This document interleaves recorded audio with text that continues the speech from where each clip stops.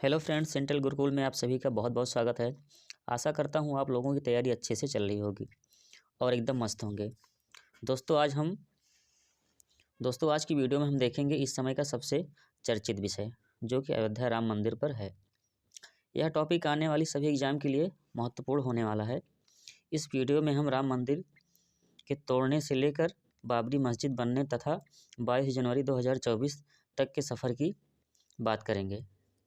दोस्तों, भारत के इतिहास में देश की आज़ादी के बाद दूसरी ऐसी घटना होने जा रही है जिसका जिक्र संपूर्ण विश्व में है। ऐसा पहली बार होने जा रहा है कि एक वर्ष में 2 बार दिवाली मनाई जाने वाली है।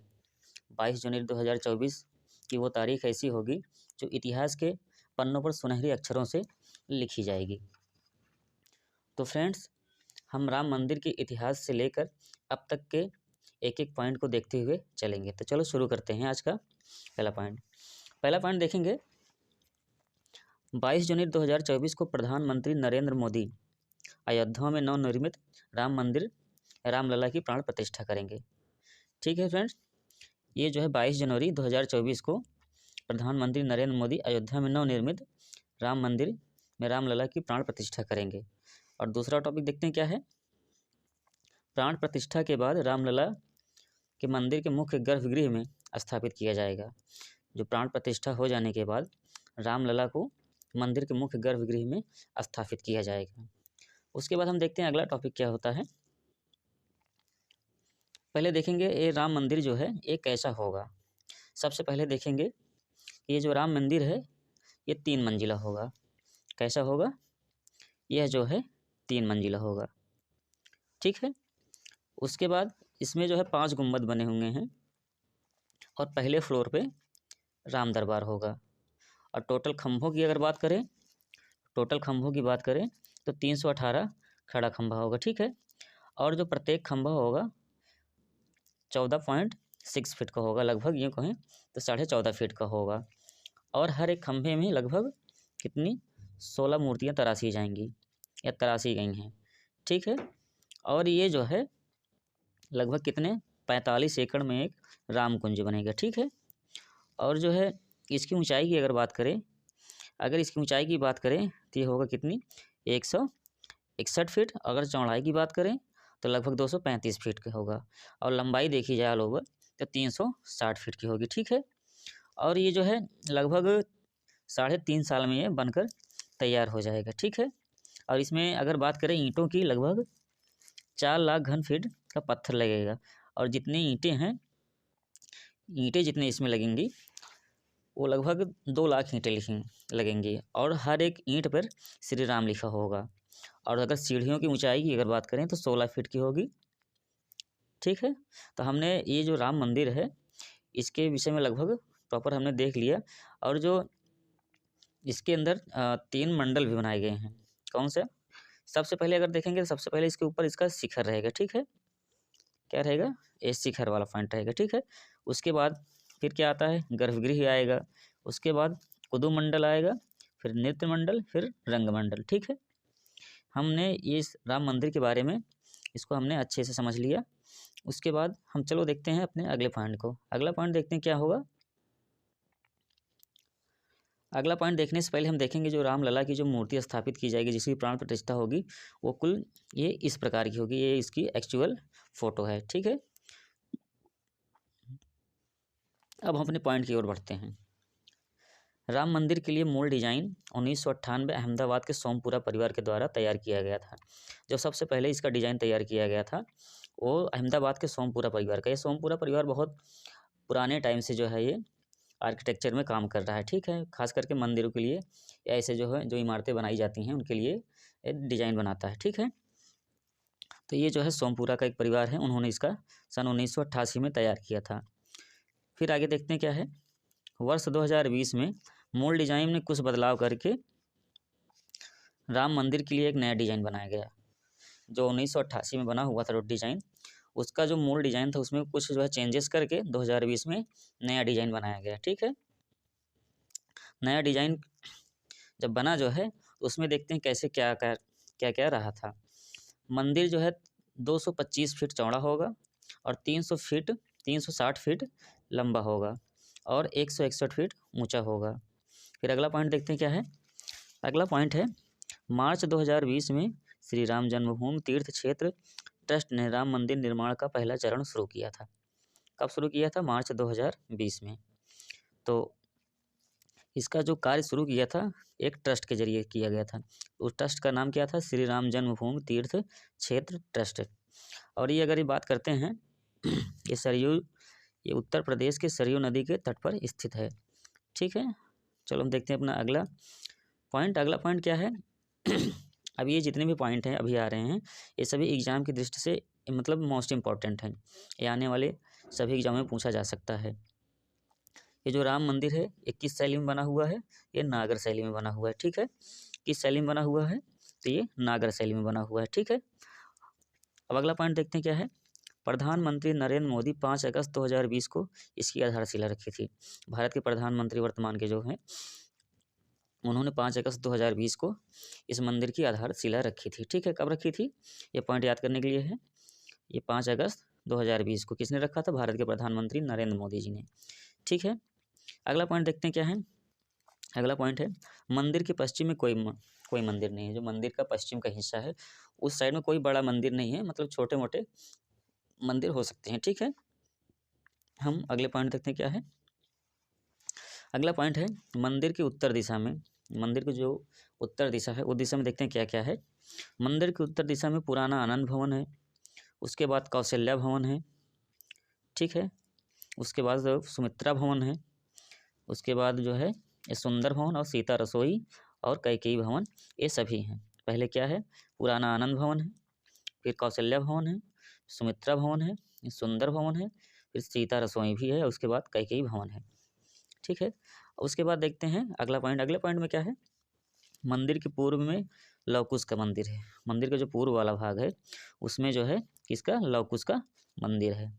फिर उसके बाद राम कचहरी भी है, उसके बाद मानस भवन है।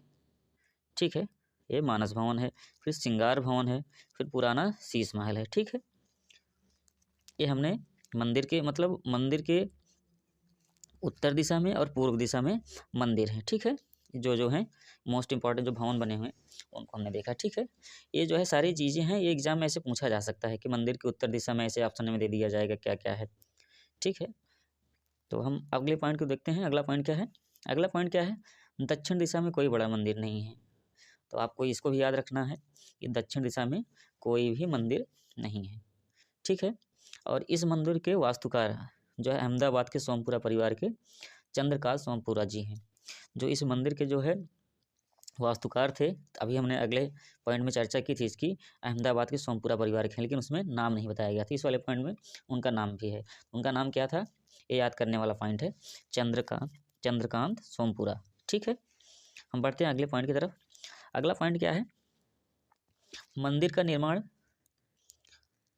जो निर्माण कार्य चल रहा है वो लार्सन एंड टुर्बो कंपनी के द्वारा किया जा रहा है, LNT। ठीक है, लेकिन ये जो लार्सन एंड टुर्बो कंपनी काम कर रही है, ये जो मंदिर का जो ट्रस्ट है राम जन्मभूमि तीर्थ ट्रस्ट जो है उसके देख रेख में काम कर रही है। ठीक है, तो हम चलो अब देखते हैं अपना अगला पॉइंट।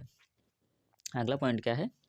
इस मंदिर का निर्माण जो मंदिर बन रहा है ये राजस्थान के वासी पर्वत के बलुआ पत्थर से किया जा रहा है। जो राजस्थान के वासी पर्वत है उसके जो है बलुआ पत्थर से किया जा रहा है। ठीक है, तो ये भी जो है एक टॉपिक पॉइंट है, इसको याद करने वाला है। जो राजस्थान के कहाँ से? वासी पर्वत से। ठीक है, कि बलुआ पत्थर से किया जा रहा है। यह मंदिर 3 मंजिला बनाया जा रहा है। इसको हमने पहले भी देख लिया है, अभी जब फोटो में देख रहे थे वहाँ भी हमने इसकी चर्चा की थी। ये कितने फ्लोर का बनाया जा रहा है? कितने मंजिला का? 3 मंजिला का बनाया जा रहा है। मंदिर के ग्राउंड फ्लोर पर 160 खंभे होंगे। जो ग्राउंड वाला फ्लोर है उस पर 160 होंगे। फर्स्ट फ्लोर पे 132 खंभे होंगे और सेकंड फ्लोर पे 74 खंभे होंगे। और फ्लोर की जो ऊंचाई है लगभग 20 फीट रखी गई हुई है। ठीक है, मतलब जो उसका छत होगा वो लगभग 20 फीट पे रखी गई है। ठीक है, चलो हम देखते हैं अपना अगला पॉइंट। अगला पॉइंट है मंदिर का गर्भगृह है। जो मंदिर का गर्भगृह है वो अष्टकोणीय आकार का है। ठीक है, जबकि जो उसकी संरचना है परिधिकार मतलब गोलाकार होगी। ठीक है, उसकी जो संरचना है कैसी होगी? वृद्धि गोलाकार होगी, और जो लेकिन गर्भगृह है वो कैसी है, अष्टकोणीय है, ठीक है। और जो उसकी संरचना जो है वो गोलाकार है, वृद्धि गोलाकार है, ठीक है। अगला पॉइंट देखते हैं क्या है। अगला पॉइंट है, मंदिर में भगवान की 2 मूर्तियाँ रखी जाएंगी। मंदिर में भगवान की 2 मूर्तियाँ रखी जाएंगी। एक वास्तविक मूर्ति होगी, वास्तविक मतलब जो 1949 में मिली थी, जो वहाँ मंदिर के जो है वहाँ से मिली थी जो मस्जिद में, वो जो है वो होगी। और दूसरी मूर्ति जो है वाल्मीकि रामायण से लिया गया है। जो दूसरी मूर्ति है वो कहाँ से लिया गया है, वाल्मीकि रामायण से। और जो मूर्ति है ये ऐसी रहेगी, एकदम ऐसे। चलो हम मूर्ति के बारे में देखते हैं, उसके कैसे, उसकी क्या विशेषता है, उसमें क्या क्या चीज़ें हैं। तो सबसे ऊपर जो है मंदिर के एकदम टॉप पे स्वास्तिक होगा, फिर ओम बना हुआ है, चक्र गदा और सूर्य भगवान का एक चिन्ह बना हुआ है। फिर उसके बाद दोनों साइड में, एक साइड में 5 अवतार, एक साइड में 5 अवतार, टोटल 10 अवतार का वर्णन किया गया है। तो एक साइड में सबसे पहले इधर क्या है, मत्स्य अवतार है, फिर दूसरा अवतार कूर्म अवतार है, फिर वाराह अवतार है, फिर नृसिंह अवतार है, फिर वामन अवतार है। फिर उसके नीचे आएंगे तो एकदम यहाँ पे जहाँ पे पैर, जहाँ से मतलब मूर्ति जिस जगह पे खड़ी की गई है, इस वाले पॉइंट पे, ठीक है। इस वाले पॉइंट पे जो है कमल बना हुआ है, ठीक है। जो कमल के ऊपर ही ये ऐसा दिखाया गया है कि मूर्ति रखी हुई है। फिर उसके बाद इस वाले पॉइंट पे यहाँ पे जो है हनुमान जी की मूर्ति बनाई गई हुई है, ठीक है। फिर हम आते हैं इस वाले पार्ट में। इस वाले पार्ट में देखिए 6ठे नंबर पे जो है फिर परशुराम मतलब 6ठा अवतार है। फिर 7वां राम जी का अवतार है, जो भगवान राम की स्वयं की मूर्ति है, ये है। उसके बाद 8वां कृष्ण अवतार है। फिर 9वां जो है भगवान बुद्ध का है। फिर 10वां जो है एक कल की अवतार है, ठीक है। उसके बाद सबसे नीचे चले जाएंगे तो यहाँ पे इस जगह पे गरुड़ जी की मूर्ति है, ठीक है। और मूर्ति की बात करें तो है ये मूर्ति जो है लगभग 4.24 फीट की है, और जिस चौड़ाई है ये लगभग इसकी 3 फीट है, ठीक है। हमने मूर्ति के बारे में पूरी तरीके से जो भी इसकी चीज़ें हैं, संरचना कैसी है, इसमें कौन कौन से चिन्ह बने हुए हैं, सबकी चर्चा कर ली है। इसको आपको ध्यान रखना है, ठीक है। हम बढ़ते हैं अगले पॉइंट की तरफ। अगला पॉइंट क्या है, दूसरी एक बड़ी मूर्ति होगी। जो अभी हमने पहली मूर्ति थी, जो मूल मूर्ति थी, जो 1949 में मिली थी, और जो दूसरी मूर्ति होगी, जो बड़ी मूर्ति होगी, जिसका निर्माण जो है नेपाल के मुस्तांग जिले में बहने वाली काली गंडक नदी के तट से लाए गए शालिग्राम से किया गया है, ठीक है। जो कुछ दिन पहले देखो तो वीडियो में ऐसे वायरल भी हो रहा था, जो पत्थर आ रहा था, उसी पत्थर का जो दूसरी मूर्ति है, बड़ी मूर्ति है, उस पत्थर का बनाया गया है। और इसमें याद करने वाला पॉइंट क्या है, ये जो है ये नेपाल के कहाँ से, मुस्तांग जिले के, ये मुस्तांग जिले के बहने वाली काली गंडक नदी, ठीक है, उस जगह से पत्थर ले गए। ये सब पॉइंट जो है याद करने वाले हैं। और ये जो मूर्ति बनाई गई है, इसमें दूसरा पॉइंट में देखेंगे, भगवान राम की 5 वर्ष की आयु के स्वरूप वाली मूर्ति की स्थापना की जाएगी। ये जो मूर्ति बनाई गई है, ये जो है भगवान राम की जो 5 वर्ष की अवस्था थी, उस वर्ग जैसे उनकी मूर्ति थी, उसी मूर्ति को यहाँ पे बनाया गया है, ठीक है। हम चलो देखते हैं अपना अगला पॉइंट। अगला पॉइंट क्या है, यह विवाद पारंपरिक रूप से हिंदू देवता राम की जन्मभूमि और इसी स्थल पर बाबरी मस्जिद की अवस्थिति से संबंधित है। यह जो विवाद है, इस विवाद के बारे में लगभग सभी जानते हैं, ठीक है। जो नहीं भी जानते हैं उनको बता देता हूँ कि जो हिंदू देवता भगवान राम और इसी स्थल पर जो बनी थी बाबरी मस्जिद की अवस्थित होने से संबंधित था, ठीक है। दूसरा पॉइंट क्या है, हिंदू, यहाँ पे टाइपिंग में मिस टाइपिंग हो गई है, यहाँ पे हिंदू होना चाहिए था, ठीक है। क्या होना चाहिए जगह, हिंदू, ठीक है। हिंदू वर्ग का मानना था कि मस्जिद निर्माण से पहले एक हिंदू मंदिर को ध्वस्त कर दिया गया था, ठीक है। इस चीज़ में मतलब हिंदू वर्ग का जो मानना था, पक्ष रखा था, ये जो है मस्जिद निर्माण से पहले यहाँ पे एक हिंदू मंदिर को ध्वस्त करके, मतलब यहाँ पे उन लोगों का मानना था हिंदू वर्ग का कि यहाँ पे पहले भगवान राम का या मंदिर था और उसी को तोड़ के यहाँ पर मस्जिद बनाया गया है, ठीक है। हम अगला पॉइंट देखते हैं क्या है। अगला पॉइंट है, अयोध्या में धार्मिक हिंसा की पहली घटना। जब धार्मिक जो आंदोलन चला था सन 1850 में, इसकी जो पहली घटना है सन 1850 के दशक में दर्ज की गई थी, जो कि हनुमानगढ़ी की जो हनुमानगढ़ी मंदिर है उसी के आसपास ये घटना दर्ज की गई थी, ठीक है। और दूसरा पॉइंट देखते हैं। दूसरा पॉइंट क्या है, इस भूखंड पर बाबरी मस्जिद को 6 दिसंबर 92 को एक राजनीतिक रैली के दौरान ध्वस्त कर दिया गया था। जो आंदोलन काफ़ी चर्चा में था सन 1992, उस टाइम पे जो है रक्षा मंत्री कौन हुआ करते थे? मुलायम सिंह जी थे। ठीक है, उस टाइम की जो है घटना, पहली राजनीतिक रैली के दौरान ये ध्वस्त कर दिया गया था। ठीक है, ये डेट याद रखनी है कौन सी? बाबरी मस्जिद को 6 दिसंबर 1992। ठीक है, ये सारी डेटें इसलिए याद करनी है क्योंकि इस समय बहुत चर्चा का विषय बना हुआ है। ठीक है, तो हो सकता है आने वाली सभी एग्जामों में कोई ना कोई पॉइंट पूछा जा सकता है, इसलिए सभी चीज़ों को देखते हुए एकदम दिमाग में रखते हुए चलना है और इसकी संपूर्ण जानकारी भी होती चली जाएगी। ठीक है, जितनी चीज़ें, इसीलिए मैंने एक एक टॉपिक वाइज जो है जितनी मतलब हिस्टोरिकल हैं और जो नई हैं उन सभी को मतलब कोशिश किया है जितना हो सके इसको कलेक्ट करके मैंने इसमें पॉइंट वाइज दिया है। ठीक है, तो चलो हम अगले पॉइंट की ओर देखते हैं। अगला पॉइंट क्या है? अगला पॉइंट है, ऐसा माना जाता है कि बाबर के सेनापति मीर बाकी, जो बाबर का सेनापति था उसका नाम क्या था? मीर बाकी। ठीक है, इसको याद करने। ठीक है, उसका इससे ये भी क्वेश्चन आ सकता है ना, या फिर रिलेट में चल रहा है तो पूछा जा सकता है। तो बाबर का जो सेनापति थे उसका नाम क्या था? मीर बाकी। बादशाह के आदेश पर सन 1528 में बाबरी मस्जिद का निर्माण करवाया था। ठीक है, कब करवाया था? सन 1528 में बाबरी मस्जिद का निर्माण करवाया था। किसने करवाया था? तो बाबर का जो सेनापति था उसका क्या नाम था? मीर बाकी। ठीक है, हम अगला पॉइंट देखते हैं क्या है। बाबर भारत का पहला मुगल सम्राट और मुगल सम्राट संस्थापक था। ये भी एक पॉइंट है, हिस्ट्री से रिलेटेड है, इसलिए मैंने इसको यहाँ पे ले लिया क्योंकि उसी के रिलेटेड है। ठीक है, बाबर का। ठीक, इसलिए मैंने ये पॉइंट यहाँ पे डाल दिया। ठीक, हम देखते हैं अगला पॉइंट। अगला पॉइंट क्या है? सुन्नी वक्फ बोर्ड द्वारा विवादित स्थल पर कब्जे के लिए एक मुकदमा दायर किया गया था। जो सुन्नी वक्फ बोर्ड है उन्होंने जो है ये जो विवादित स्थल है उसके कब्जे के लिए एक मुकदमा दायर किया था। ये मुकदमा कहाँ दायर किया था? अगले पॉइंट में देखते हैं। अगले पॉइंट में है, इलाहाबाद उच्च न्यायालय की पीठ ने वर्ष सन 2002 में इस मामले की सुनवाई शुरू की थी। जो इलाहाबाद हाई कोर्ट है वहाँ पे जो है इसकी सन 2002 में इसकी मामले की सुनवाई शुरू की गई, जो कि 2010 में पूरी हुई। सन मतलब 2002 से शुरू हुई और जाके इसको पूरी की गई 2010 में। ठीक है, 2002 से शुरू हुआ और 2010 में पूरा हुआ। हम अगले पॉइंट में देखते हैं क्या है। अगला पॉइंट इसी के आगे से है, इसमें क्या हुआ था वही बातें हैं। इसमें क्या है, 30 सितंबर 2010 को इलाहाबाद हाई कोर्ट ने 3 सदस्य पीठ में विवादित भूमि को 3 भागों में विभाजित कर दिया। अच्छा, जो फैसला आया हुआ था 2010 में, 30 सितंबर 2010 को हाई कोर्ट ने ये फैसला दिया कि इसको 3 भाग में बांट दिया। ठीक है, और उसके आगे पॉइंट में देखते हैं क्या है। अगले पॉइंट में है, इलाहाबाद उच्च न्यायालय की पीठ ने वर्ष 2002 में मामले की सुनवाई शुरू की, जो कि 2010 में पूरी हुई। ये चीज़ें तो हमने देख ली थी पिछली बार पॉइंट में। हम देखते हैं अगले पॉइंट में क्या है।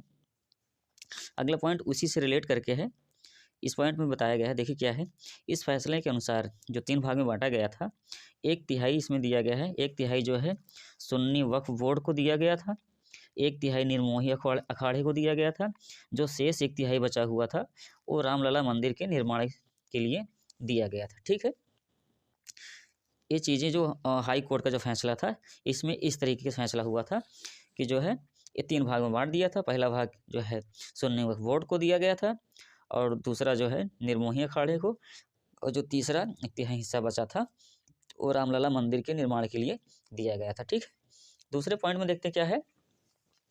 दूसरे पॉइंट में है, 9 नवंबर 2019 को मुख्य न्यायाधीश रंजन गोगोई की अध्यक्षता में सुप्रीम कोर्ट ने पिछले फैसले को रद्द कर दिया और हिंदू मंदिर निर्माण के लिए एक ज़मीन ट्रस्ट को सौंपने का आदेश दिया। अच्छा, अब इस वाले पॉइंट में क्या है, जो हाई कोर्ट का जो फैसला था उसको सुप्रीम कोर्ट ने पूरी तरीके से रद्द कर दिया और एक नया फैसला दिया। उस फैसले में क्या किया कि जो इसका रद्द करके जो हिंदू मंदिर निर्माण के लिए एक ज़मीन ट्रस्ट, एक जो ट्रस्ट बनाई गई है उसको इसको उसके अंडर में सौंप दिया है। ठीक है, हम चलो अगले पॉइंट को देखते हैं। अगला पॉइंट क्या है, अगला पॉइंट भी उसी से रिलेट करके है, उसी से जुड़ता हुआ हमने पॉइंट में लेके मतलब इसको ऐसे ऐड करते हुए चला है ताकि अच्छी चीज़ें जो है एक सीरीज वाइज से समझ में आती चली जाएँ। ठीक है, इस पॉइंट में देखते हैं क्या है। 9 नवंबर 2019 को चीफ जस्टिस रंजन गोगोई की अगुवाई में 5 सदस्य संविधान पीठ के सर्वसम्मत से फैसला सुनाया गया। ठीक, ये जो फैसला सुनाया गया था इसमें 5 सदस्यीय जो है ये एक बेंच बैठाई गई थी, उसी के तहत ये फैसला सुनाया गया था। ठीक है, अगले पॉइंट में देखते हैं क्या है। अगले पॉइंट में इसके तहत अयोध्या के 2.77 एकड़ विवादित जमीन पर राम मंदिर निर्माण के लिए दे दिया गया था। ये जो फैसला हुआ था, उस फैसले के तहत जो अयोध्या का राम मंदिर है उसके लिए 2.77 लगभग जो है लगभग 3 एकड़ के आसपास जो ज़मीन थी, अगर एग्जैक्ट देखा जाए 2.77 एकड़ ज़मीन दे दी गई थी। ठीक है, हम देखते हैं अपने अगला पॉइंट में क्या है। अगला पॉइंट में जो ये पूरे जो 5 जज थे वे यही लोग थे। ठीक है, जिसमें से मुख्य जो है रंजन गोगोई जी थे, ये बीच वाले में। ठीक है, हम आगे जो है 5 जजों के बारे में बाद में बात करेंगे, इनके मतलब जो रंजन गोगोई जी हैं और सभी के नाम जानेंगे। ठीक है, हम आगे वाले पॉइंट में। ठीक है, बढ़ते हैं अगले पॉइंट तरफ। इस पॉइंट में क्या है, साथ ही सरकार को सुन्नी वक्फ बोर्ड को मस्जिद बनाने के लिए वैकल्पिक 5 एकड़ ज़मीन देने का भी आदेश दिया था। अच्छा, इसमें जो है जो सुन्नी वक्फ बोर्ड था उसमें मस्जिद बनाने के लिए वैकल्पिक मतलब है कि किसी दूसरी जगह पे उनको 5 एकड़ भूमि देने के लिए आदेश दिया, ना कि उसी जगह के या वहीं आसपास। ठीक है, एक वैकल्पिक रूप में। ठीक है, दूसरे पॉइंट में देखते हैं क्या है। दूसरे पॉइंट में है 30 दिसंबर को प्रधानमंत्री नरेंद्र मोदी ने उत्तर प्रदेश में स्थित रेलवे स्टेशन अयोध्या धाम जंक्शन का उद्घाटन किया। ठीक है, जो 30 दिसंबर 2023 को, ठीक है, यहाँ पे हमने जो है सन नहीं डाला, मतलब 30 दिसंबर 2023 को भारत के प्रधानमंत्री नरेंद्र मोदी ने उत्तर प्रदेश में जो रेलवे स्टेशन था अयोध्या, उसका जो है उद्घाटन किया। मतलब उसका स्टेशन तो पहले से ही था, लेकिन उसका जो है फिर से जीर्णोद्धार करके, मतलब पूरी तरीके से नया तरीके से बना के उसका नया नाम भी दिया गया अयोध्या धाम जंक्शन। उसका जो है उद्घाटन किया प्रधानमंत्री नरेंद्र मोदी जी ने। ठीक है, ये चीज़ें थोड़ा सा याद करने के लिए हैं। कौन से डेट को? 30 दिसंबर 2023 को। ठीक है, कब? 2023 को। ठीक है, और उसका नाम भी याद करना, अयोध्या धाम जंक्शन। ठीक है, देखते हैं अगला पॉइंट। अगला पॉइंट क्या है, इस रेलवे स्टेशन का पुराना नाम अयोध्या जंक्शन था। ये हमने वही चर्चा किया, जो अयोध्या धाम जंक्शन है ये नया नाम है, जो पुराना नाम क्या था इस स्टेशन का, अयोध्या जंक्शन था। ठीक है, और अगला पॉइंट देखते हैं क्या है। इस रेलवे स्टेशन को नागर शैली में बताया गया है। यह भी इम्पोर्टेंट पॉइंट है, पूछा जा सकता है। इस स्टेशन को नागर शैली में बनाया गया है, और नागर शैली में ही जो मंदिर बन रहा है उसको भी बनाया जा रहा है। ठीक है, और देखते हैं अगला पॉइंट क्या है। अगला पॉइंट है 30 दिसंबर को ही प्रधानमंत्री नरेंद्र मोदी ने उत्तर प्रदेश के अयोध्या जिले में निर्माणाधीन, मतलब अभी पूरी तरीके से बना नहीं है, निर्माणाधीन है, अंतर्राष्ट्रीय हवाई अड्डे का भी उद्घाटन किया है। ठीक है, और ये जो निर्माणाधीन हवाई अड्डा है, जो अभी इस साल में ही निर्माणाधीन में भी इस यहाँ पे लगभग 350 विमान उतरने की कैपेसिटी है। ठीक है, हम देखते हैं अगला पॉइंट। अगला पॉइंट क्या है, इस एयरपोर्ट का पुराना नाम मर्यादा पुरुषोत्तम श्री माफ़ कीजिएगा, इस एयरपोर्ट का पुराना नाम मर्यादा पुरुषोत्तम श्री राम था। ठीक है, माफ़ कीजिएगा, यहाँ पे नाम मिसटाइपिंग हो गया है, यहाँ पे क्या होना चाहिए था, राम। ठीक है, मर्यादा पुरुषोत्तम श्री राम अयोध्या एयरपोर्ट था। ठीक है, दूसरा पॉइंट देखते हैं क्या है, इस रेलवे स्टेशन को नागर शैली में डिजाइन किया गया है। ये तो हमने भी अगले पिछले वाले पॉइंट में देख लिया था। ठीक है, हम बढ़ते हैं अगले पॉइंट की तरफ। हाँ, जो अभी हमने जजों की बात की थी, जो इसमें सभी के नाम हम देख लेते हैं। जो मुख्य न्यायाधीश थे कौन थे, रंजन गोगोई जी थे। ठीक है, दूसरे नंबर पे कौन थे, जस्टिस S.A. बोबड़े। ठीक है, और तीसरे नंबर पे कौन थे, जस्टिस अशोक भूषण जी थे। ठीक है, ये थे। और तीसरे नंबर कौन थे, जस्टिस D.Y. चंद्रचूड़। ठीक है, और एक जस्टिस 5 नंबर ये कौन थे, A.N. नज़ीर जी थे। ठीक है, तो हमने जो है ये राम मंदिर से रिलेटेड जितने भी टॉपिक हो सकते थे, मतलब मुझे लगा कि आप लोगों को जानना चाहिए, हिस्ट्री से लेकर अभी तक 2000 अभी जो है 22 दिसंबर, माफ़ कीजिएगा 22 जनवरी 2024 को जब इसकी प्राण प्रतिष्ठा होगी, तब तक मैंने ये जितने भी पॉइंट हो सकते थे उनको मैंने कवर करने की कोशिश की। ठीक है, तो आज के लिए बस इतना ही। Thank you so much. मिलते हैं अगले वाले वीडियो में।